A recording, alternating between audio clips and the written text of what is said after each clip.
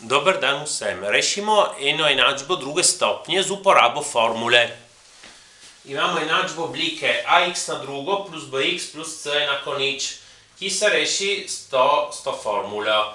Sedaj tukaj imamo eno enačbo 2x na drugo je ax na drugo, torej a je 2, bx je minus 5x, torej b je minus 5 in tukaj c je minus 3, torej napišemo a, b, c, a je 2, b je minus 5, c je minus 3.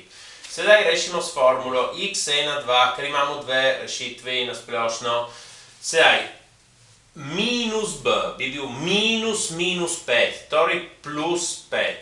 Plus ali minus, kvadratni koren, b na drugo, minus 5 na drugo je plus 25.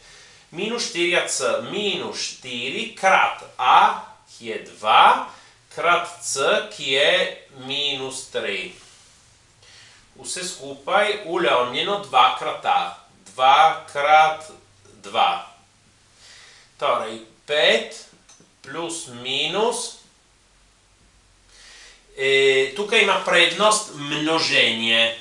Torej, minus krat plus krat minus, pred znak pride plus. Torej, napišemo koren od 25 plus 4 krat 2 je 8, 8 krat 3 je 24. Vse ulovnjeno 4. Gremo naprej. 5 plus minus, 25 plus 24 je 49. Ulovnjeno 4. Kvadratni koren 49 je 7. Torej imamo 5 plus minus 7. Ulovnjeno 4. In sedaj ločimo. Dobimo x1 in x2. Recimo, da za prvo rešitev izberemo minus. 5 minus 7 je minus 2.